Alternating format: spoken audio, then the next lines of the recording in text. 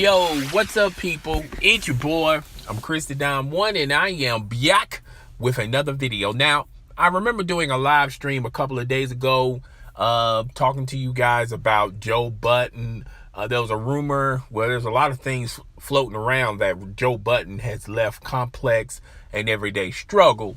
And if you hear the news from Complex perspective, they said Joe Budden, they suggested that he's on paternity leave with his wife. His wife gave birth to their first child. And if you listen to DJ Akademiks, particularly his Twitch live stream, he suggested that there is issues between Joe Budden and Complex Magazine, Viacom that owns Complex, and Complex owns Everyday Struggle. And the other shoe dropped yesterday on the Joe Budden podcast, and Joe Budden laid out a lot of reasons why he is no longer going to be coming back to Everyday Struggle. His contract, as well as DJ Akademiks' contract, was up at the end of the 8-month period, which I thought was strange. But Joe Budden is a smart individual, and he saw the writing on the wall. And anyone can see the writing on the wall when you have a very popular show and the company wait until at the end of your contract to talk about renegotiations, as well as an 8-month contract. That should tell you that they're not too sure about you. All right. Now, Joe Budden also said that their intentions of Everyday Struggle was only going to be featuring DJ Akademiks and Joe Budden, and they was going to debate the topics. And I always said Everyday Struggle kind of reminds me of First Take back in the glory days of ESPN, when it was Skip Bayless and Stephen A. Smith. And I believe they was taking a lot of those elements and applying it to Everyday Struggle. Okay. And it worked. This concept worked. Now, Joe Budden talked about in the podcast a lot of things. He laid out why he's no longer going to be coming back to Everyday Struggle. One thing, he felt like Complex was not implying with his ideals and the way he does things. And one example he used, I thought it was a poor example, but I could understand where Joe Budden is coming from. This perspective was, he's a smoker and he likes to smoke in the men's restroom. Okay. Nothing wrong with that. I'm pretty sure we have seen a time or two of someone smoking in the restrooms. Okay. And Complex came to him saying that he could no longer do that.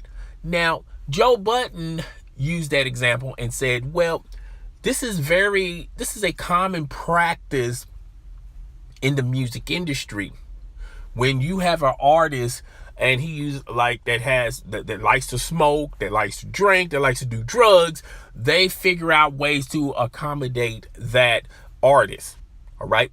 And he also talked about how Complex and Joe Budden, from his perspective, didn't meet eye to eye when it came to sponsoring different types of things and featuring different type of things on this show. Joe Budden wasn't even down with none of those suggestions. And when they applied these examples and suggestions, he wasn't being compensated for these promotional items. Okay. Neither was DJ Akademiks. All right.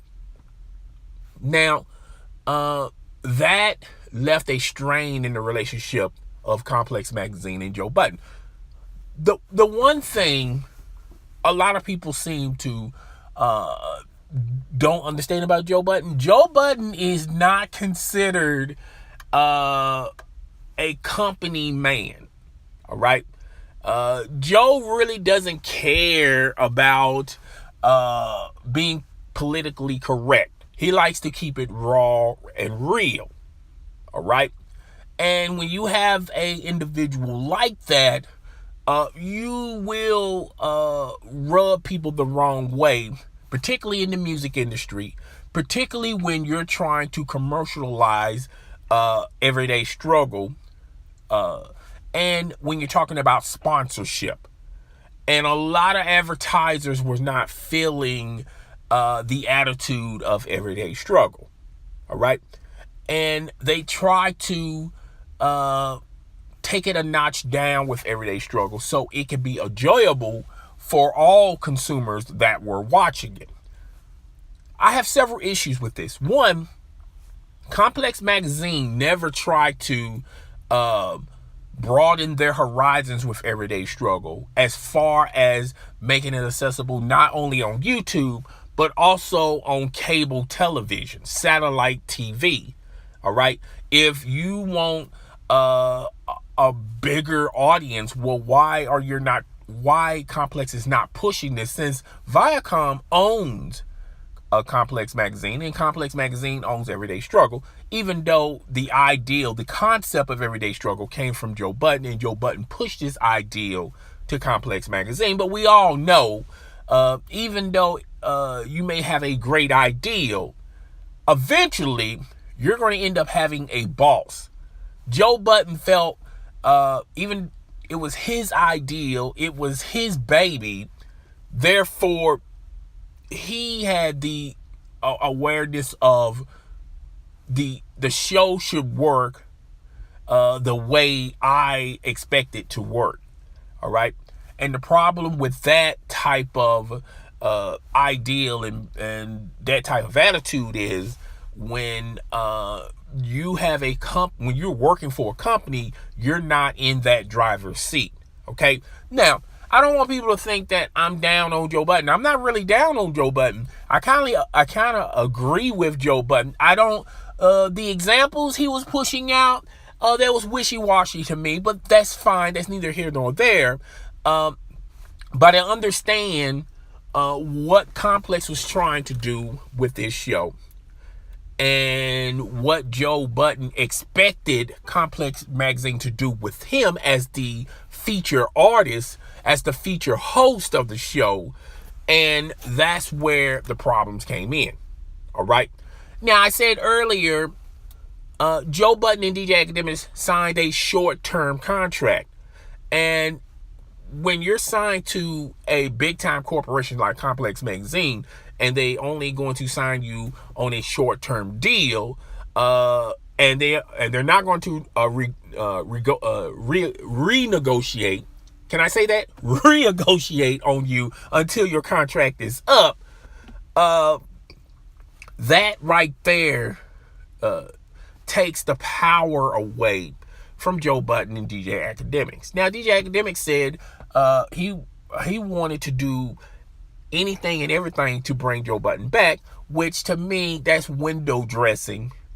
DJ Akademiks accepted his deal. And the reason why DJ Akademiks accepted his deal was because he knew that Joe Budden wasn't going to sign his deal. Now, when you watch both of them, you can clearly tell DJ Akademiks had issues with Joe Budden, and likewise. But you don't have to like your employee, long as your employee comes in and does his or her job. It's fine. It shouldn't be personal. It should be, are you doing what you're supposed to do? Because I'm over here doing what I'm supposed to do. And that's why that show was so successful. It's really, when you think about it, when you look at Complex, the channel, it's really the only show people subscribe to Complex Magazine on YouTube, clearly for everyday struggle. Okay? So, Joe Budden talked about the landscape and the future for Joe Budden. Clearly, he said he'd been talking to a lot of people in the industry. He's going to have a new show of his own.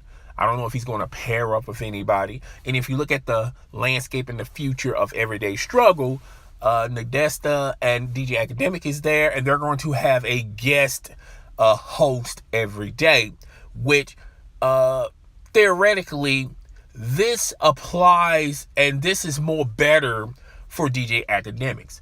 DJ Akademiks could have a different guest host, and it could be a Q&A type of show, and they can bounce out ideas off of one another, but it's not an individual that he has to deal with for a long period of time, only for that show.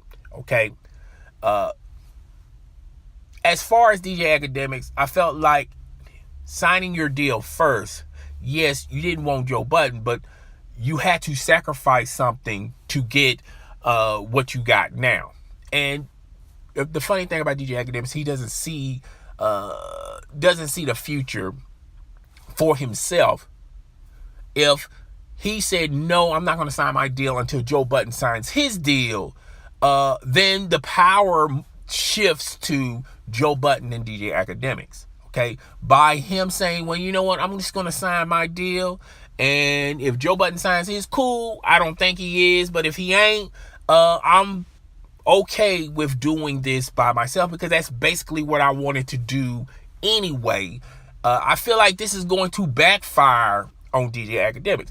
I don't think they're going to get the necessary ratings that they had when Joe Budden was there, even though the show is going to be catered for sponsors. It's going to be catered for the casual audience that they're trying to gravitate to, but it's going to abandon its hardcore fans, its hardcore element, the edgy, the grimy feel to Everyday Struggle. I think a lot of people are going to watch a couple of shows, and then after that, they're going to say, even though I didn't like Joe Budden, but I kind of like him there because he kept everything sort of focused. He kept everything sort of balanced, okay?